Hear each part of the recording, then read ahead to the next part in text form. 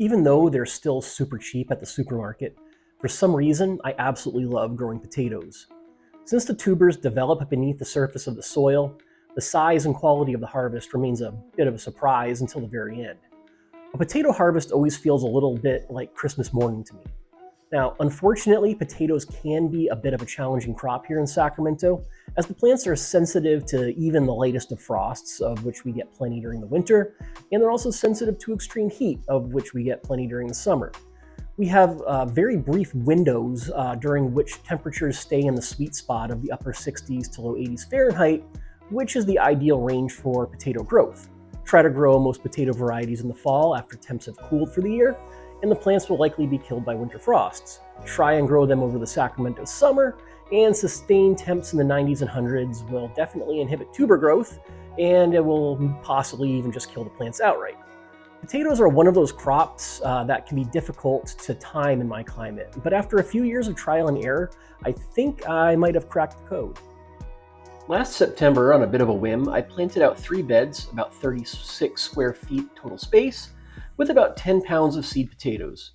Most of these were saved Yukon Golds from the mediocre harvest I had the prior spring, but I also added a bag of organic grocery store red potatoes to the mix. Now, to my surprise, in spite of triple-digit temps sticking around into the second week of October, the plants grew and flourished until they were unsurprisingly killed by our first frost around Thanksgiving. I was expecting a small handful of maybe golf ball-sized potatoes, but was outright shocked by a 31-pound harvest, which actually included some real grown-up sized potatoes. So cool, I can start a crop of early fast yield potato varieties in early September and end up with a decent return on my seed potatoes by Thanksgiving. I knew I could also definitely sneak in a second crop at some point during the fall or winter, but when would be the best time to get them in the ground? If I started too early, they would emerge during the frostiest time of the year and likely die before yielding much in the way of tubers. If I started too late, I could run into the problem of real estate that plagues us small space gardeners. Now, I like growing potatoes, but I kind of like growing tomatoes and winter squash even more, and I typically transplant those into my garden in early April. I didn't want winter sown potatoes to end up eating the space I would need for my summer crops only a few months later. So I ultimately decided to plant potatoes into my 2 smallest raised beds, plus a number of grow bags and large containers, starting in mid-January. My 10-gallon grow bags got 1 seed potato each, and the 30-gallon bags got 3 seed potatoes each, and each 2x6-foot raised bed got 6 seed potatoes. I foolishly forgot to record the total mass of the seed potatoes, but if I remember correctly, it was somewhere in the neighborhood of 10 pounds. Here's what the plants looked like the first weekend in May, just before harvest. While I probably could have gotten another month or so of growth out of these, I needed the wooden beds for some replacement winter squash plants I had started. And honestly, the bags and containers were already starting to become a bit of a pain to keep watered. I find that unlined grow bags, they just dry out way too fast to be worth the trouble once our rainy season ends. I had emptied one of my 30-gallon grow bags earlier to gauge tuber size, and I was mostly satisfied. I'm used to smallish potatoes and really don't mind the ease of prep they afford when it comes time to cook them. So with that, I got to harvesting. Before I get to that though, I have a few quick tips that I think can ensure a decent harvest within the relatively short growing windows us hot climate gardeners have. First, stick to fast yielding early potato varieties that will develop tubers in 80 days or less. So far, Yukon Gold has been my best performer, but I'm also interested in trying such varieties as Red Norland and Irish Cobbler in the near future. Second, seed potatoes should be well sprouted at the time of planting. Having good, strong sprouts, like on these potatoes here, can knock weeks off the time to harvest. Finally, I like to apply a high potassium fertilizer like this potassium sulfate in accordance with the label. Of all the macronutrients crucial to plant growth, potassium has been found to be vital for tuber development. And anecdotally, I've noticed a definite improvement in my potato harvest since I started employing high potassium fertilizers. Okay, on to the harvest, starting with the 10-gallon grow bags. Interestingly, each of my 10-gallon grow bags, which had 1 plant apiece in them, gave me pretty much the exact same yield in terms of mass each.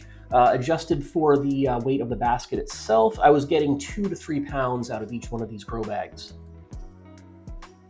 I also wasn't entirely disappointed with the size of the tubers themselves. The Yukon Golds, those grew a little bit bigger in the time given than these red potatoes. I don't know the exact variety of red potato that these are. But even then, I was getting mostly, baseball-sized, with a handful of golf ball-sized potatoes mixed in. So really not too disappointed there. That's on par with how I usually do, given that our season for potatoes is, honestly really short.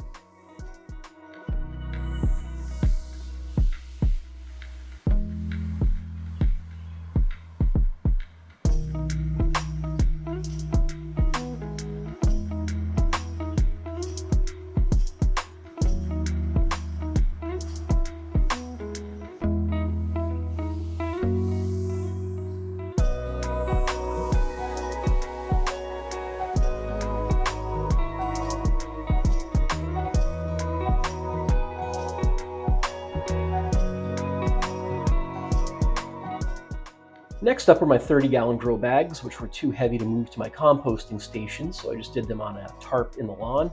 And, these did pretty good too. My 30-gallon grow bags were giving me 4 to close to 5 pounds apiece. And I was honestly really surprised by the size of the Yukon Golds I got out of this pot here. I don't think that I have ever grown Yukon Golds quite this big before. These are honestly closer to russets that you would get, as a baking potato.